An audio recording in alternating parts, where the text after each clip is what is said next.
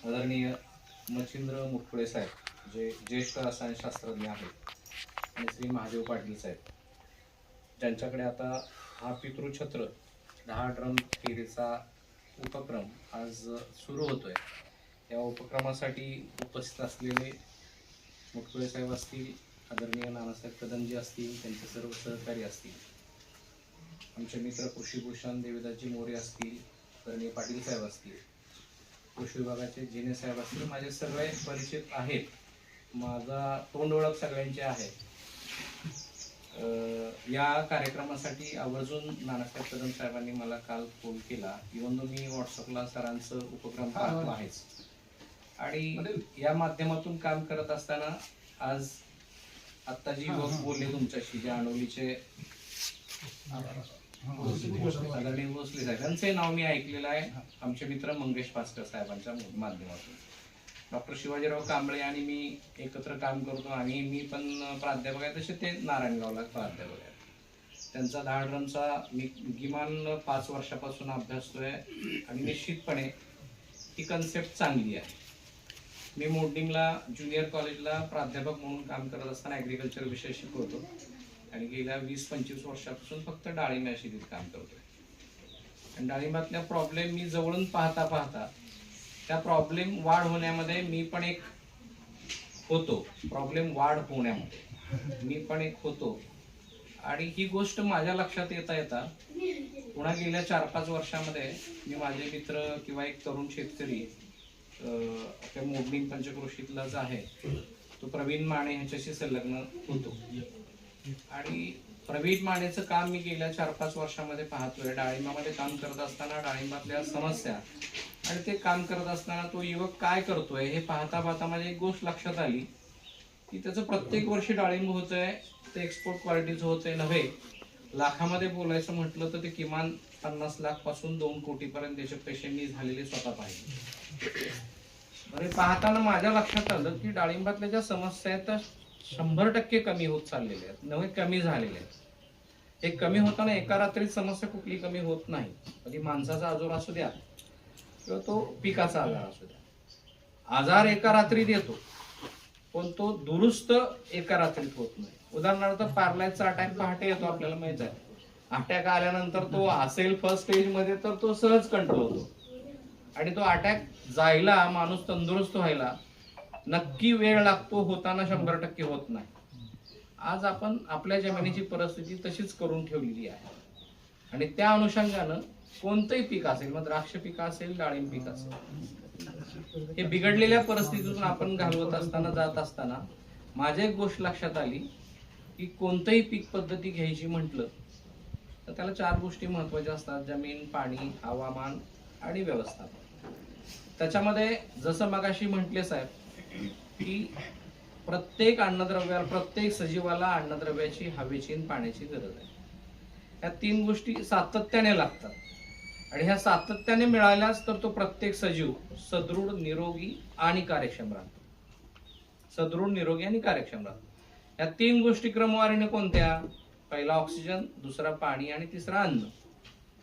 नेमकं आपलं अन्न देण्यामध्ये आपण खूप सदृढ आहोत. देण्यामध्ये कोणत्या प्रकारचं अन्न द्यायला पाहिजे, ते कशी उचलतीये आणि ती उचलते का नाही, त्याचा किती फायदा होतोय का तोटा, ह्याच्याबद्दल आपण गांभीर्य नाही.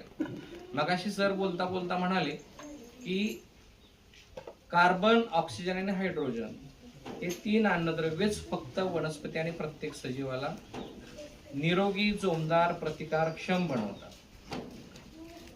आणि या अन्नद्रव्यांचा रोल 97% आहे. मी काय तुम्हाला सांगतोय, 97%. 3% जे अन्नद्रव्य काम करतात ते तुम्हाला माहित आहे. ते आपण बाजारात विकत आणतो. 50 किलोच्या बॅगेतनं, 25 किलोच्या बॅगेतनं, 10 किलोच्या बॅगेतनं वगैरे वगैरे, किंवा फवारणीच्या माध्यमातून. ही 13 अन्नद्रव्य आहेत: NPK, कॅल्शियम, मॅग्नेशियम आणि बाकीचे 7 मायक्रोन्यूट्रिएंट्स. ओके, या 13 अन्नद्रव्यावरती आपला जास्त फोकस आहे आणि त्याचा रोल आहे 3%. म्हणजे एखाद्या वनस्पतीचं 100 किलो वजन असेल तर 3 किलो वजन ह्या 3 अन्नद्रव्यापासून बनलेलं आहे आणि 97 किलो वजन ह्या कार्बन, ऑक्सिजन आणि हायड्रोजन ह्या 3 अन्नद्रव्यापासून. मग लक्ष कुठं पाहिजे? नेमकं ह्या 3 अन्नद्रव्यावरती तुमच्या हातून नकळतपणे काम झालं नकळतपणे मी म्हणतोय. तुम्हाला कळवून काम करणं अवघड आहे, खूप अवघड आहे. कारण बदलणं शेतकऱ्याला खूप आणि खूप अवघड आहे. कारण मी बघतोय तर तुमच्यावरती रोज आमच्यासारख्या लोकांचं हॅमरिंग होत आहे आणि ते चुकीचं हॅमरिंग होत आहे. बऱ्याच गोष्टी अशा आहेत की मार्केटमध्ये प्रत्येकाचं अस्तित्व टिकवण्यासाठी ते चूक आहे का बरोबर आहे हे न विचार करता ते तुमच्या मनावरती इतक्या मोठ्या प्रमाणामध्ये लादलं जातंय, बिंबवलं जातंय, तुम्ही कन्फ्यूज होताय. तुमची शेती आहे, तुम्ही करायची आहे, तुम्ही थोडंसं बदललं पाहिजे आणि बदलताना भोसले साहेबांसारखं बदललं पाहिजे. एकदम नाही बदलणार तुम्ही, हळूहळू बदललं पाहिजे. पण डाळिंबात बदल काय करायचा? मग मी प्रवीण मानेशी चर्चा करता करता माझ्या लक्षात आलं, कारण मी पण प्लांट फिजिओलॉजिस्ट आहे. सो कोणतंही शेती करायची म्हणलं तर शेतीच्या बाबतीत बोलू आपण की 3 शास्त्र महत्वाचे आहेत. एक वनस्पती शरीर क्रियाशास्त्र, त्याला आम्ही म्हणतो प्लांट फिजिओलॉजी. दुसरं मायक्रोबियल शास्त्र, त्याला म्हणतो मायक्रोबायोलॉजी. आणि तिसरं सरांच्या माध्यमातून जे शास्त्र येतं ते अन्नद्रव्य व्यवस्थापन. मग ती रासायनिक असतील, सेंद्रिय असतील किंवा जैविक पद्धतीने ती उपलब्ध होत असतील अन्नद्रव्य. आणि ह्याचा कन्सर्न येतो सॉइल सायन्सशी, म्हणजे मृदाशास्त्राची, जमिनीच्या आरोग्याशी, जमिनीच्या शास्त्राशी. जसं आपल्याला माहिती आहे की मातेचं गर्भाशय जर सदृढ असेल तर निपजणारा गर्भ नक्की निपजतो चांगला, निरोगी, सदृढ, त्यानंतर बाळसेदार, हे जे शब्द आपल्याला सगळ्यांना माहित आहेत. सेम पद्धत पिकाच्या बाबतीत आपण अवलंबली पाहिजे. सेम हे बोली भाषेतले शब्द तुमच्याशी मी का बोलतोय, ही गोष्ट ग्रास्प मला लवकर कळतील. नेमकं ते गर्भाशय आणि आपलं जमिनीचं गर्भाशय ज्याच्यामध्ये आपलं पीक, जे मूल वाढणार आहे, ते त्या पद्धतीने वाढवायसाठी आपण आटोकाट प्रयत्न केला पाहिजे. पीक आपोआप वाढतं. उकरंड्यावरचं एखाद्या भोपळ्याचा वेल वाढतो ना, त्याला काही तुम्ही करता व्यवस्थापन? काही करत नाही. तो वाढतो. कसा वाढतो ह्याच्यावरती भाष्य न करता तो कसा वाढला आणि तो दिसतो कसा ह्याच्यावरती जर त्याच्या खोडात गेला तर मग ह्या गोष्टी तुमच्या लक्षात. उकरंड्यात जी प्रक्रिया चालते ती तुमच्या शेतात चालली पाहिजे. साधं लॉजिक. हे डोक्यात ठेवा. मग डाळिंबातले काय बदल करायचे? मग आता भाऊखोडमध्ये प्रॉब्लेम कोणते आले? भाऊखोडमध्ये डाळिंबातले जे मुख्य प्रॉब्लेम आले त्यातला पहिला मर, दुसरा पिन होल बोरर, तिसरा सूत्रकृमी. माझ्या दृष्टीने हे 3 प्रॉब्लेम महत्वाचे. चौथा तेल्या तुमच्या दृष्टीने महत्वाचा, तो माझ्या दृष्टीने नाही. या 3 प्रॉब्लेम मुळे काय होतं, डायरेक्ट डाळिंबाचं झाड मरतं. ह्याला पूरक काय आहे? ह्याला पूरक पाणी, म्हणजे मरायसाठी. ह्याला पूरक पाणी, ह्याला पूरक जमिनीचं आरोग्य बिघडवणं. जसं मागाशी सांगितलं 7 वर्ष मी काही सोडत नाही, सोडतो ते फक्त त्या झाडाला आणि जमिनीला पूरक. म्हणजे तुम्ही रसायनं कोणती सोडायची नाही, सोडली तर अशा एक्सपर्टीच्या माध्यमातून सोडायची. त्याच्यानंतर पुढचं काय माध्यम आहे की ह्या सगळ्या गोष्टी बळवायसाठी जसं हे औषधं सांगितली, जसं पाणी सांगितलं, तसं तुमचं व्यवस्थापन नकळतपणे तुमच्या हातून मोठ्या प्रमाणात चुकतं. माझे एक मित्र आहेत प्रतापराव चिपळूणकर, त्यांचं मी सारखं मार्गदर्शन घेत असतो, फोनवरती वाचत असतो लेख. ते म्हणतात की जमिनीचं आरोग्य सांभाळलं पाहिजे, जमिनीमध्ये जास्त ढवळाढवळ नाही केली पाहिजे, जमिनीची जास्त मशागत नाही केली पाहिजे. 100% त्यांच्या मताशी मी सहमत आहे.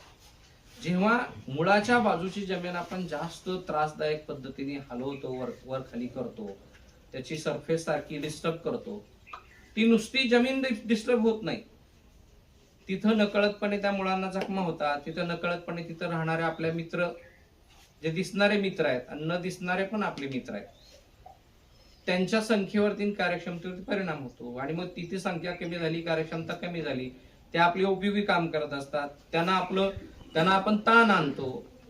नकळतपणे आपल्या मनाविरुद्ध गोष्ट घडली की आपल्याला ताण येतो. मग ताण कुठं घालवायचा आपण ठरवतो.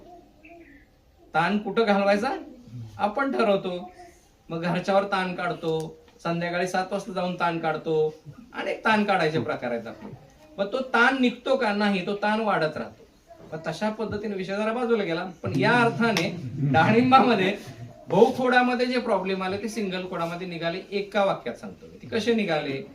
फक्त आणि फक्त सूर्यप्रकाशाचा 100%. 365 दिवसापैकी भारतासारख्या देशामध्ये आपल्याला 350 दिवस सूर्यप्रकाश उपलब्ध आहे. आपण तर एवढे नशिबान आहोत की आपल्याकडे प्रचंड पाणी कमी आहे. म्हणून आपण नशिबान. मी तुम्हाला पुन्हा एकदा जाणीव करून देतोय, तुम्ही प्रचंड आपण लोक नशिबान आहोत की आपल्याकडे पाणी कमी आहे. पाणी कमी आहे त्याचा जाणीवपूर्वक आपण करण्याची आपल्याला सवय लागली.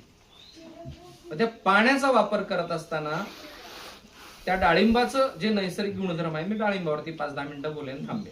डाळिंबाचे नैसर्गिक गुणधर्म आहे त्याचा विचार करा. डाळिंबात एक प्रचंड ताकद आहे पाण्याचा प्रचंड ताण सहन करण्याची. म्हणजे काय, 8 महिने ताणाव बाग सोडा आणि एक हलका पाऊस पडू द्या, बाग फुटती की नाही? फुटती. याचा अर्थ डाळिंबाला पाण्याचा ताण सहन करण्याची ताकद आहे.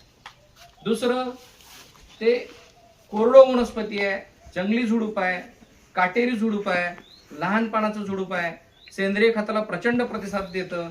पाणी जात झालं तर त्याच्याकडे तुमचा बघण्याचा दृष्टिकोन भीतीदायक झालाय. भिलाय तुम्ही आतून. जसं तुम्ही आता द्राक्षाला भीत नाहीये तसं आमचे बांधव डाळिंबाला भिलेत, ऊसाला भिलेत, मान्य आहे, पण माहित नाही म्हणून भिलेत. ह्या गोष्टी थोडस समजून घ्या. आणि मग सिंगल खोडवरती काय यायचं, कसं यायचं, कशा पद्धतीने जायचं. आम्ही फुकट सांगायचा सर खूप प्रयत्न केला, इतका प्रयत्न केला, मी गेली 20 वर्ष झालं प्रयत्न करतोय फुकट सांगायचा. जेव्हा मी त्याला फी लावली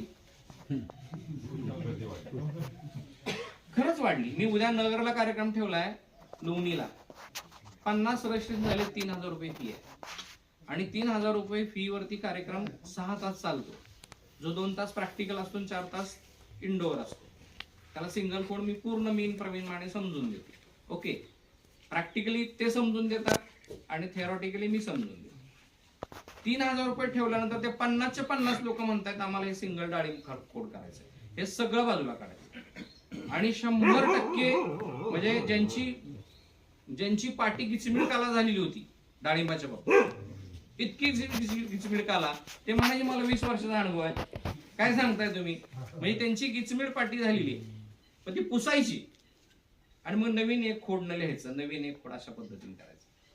मग त्याच्या लक्षात आलं ह्यात पैसा वाचतोय, वेळ वाचतोय, त्याच्यानंतर श्रम वाचतोय. आपल्याला 3च गोष्टी मगापासून सर सांगतायत, श्रम, वेळ, पैसा, म्हणजेच तुमचं कॉस्ट ऑफ प्रोडक्शन कमी करायचं. माझा 2 एकरचा शेतकरी आहे ज्याच्याकडे हुलगा, मूग, वडी, बाजरी, रानवडी पिकं घेतोय. त्याने 2 एकर डाळिंब लावावं सिंगल कोड पद्धतीने. त्याची कुवत आहे 50,000 रुपये खर्च करायची वर्षाला, बरोबर आहे. भांडवली खर्च त्याचा डिबकचा आणि रोपाचा आहे. बाकी त्याच्याकडे श्रम करायला घरात मनुष्यबळ आहे.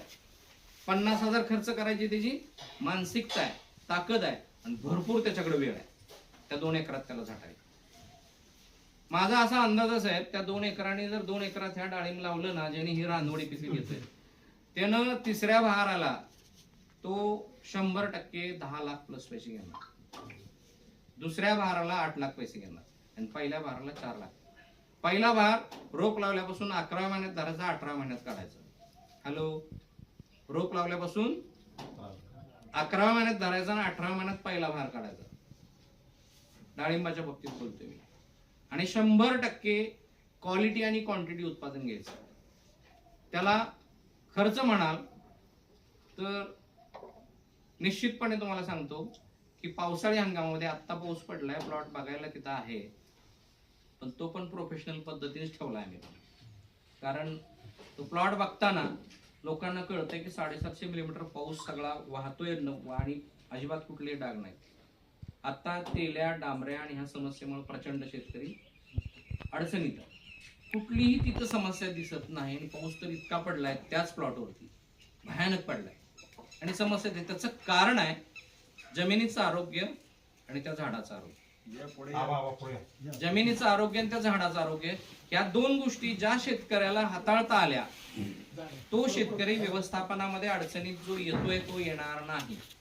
उत्पादनाचा खर्च 100% कमी येईल, 100% कमी येईल.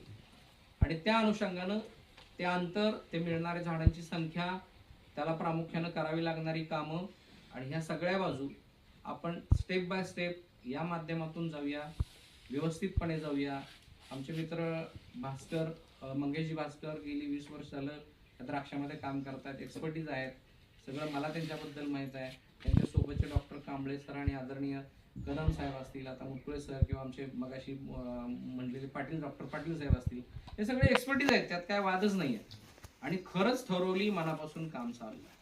यातले काही लोक ह्या सिस्टीम मध्ये आले, ह्या पद्धतीमध्ये आले, तर सुरुवातीला तुम्हाला हे वाटेल की हे थोडस बोजड आहे, शक्य नाही, पचायला अवघड आहे, कुठं जीवाणू काम करतात का वगैरे वगैरे. नाही, 100% जीवाणू काम करतात हे आपल्याला पक्क माहित आहे.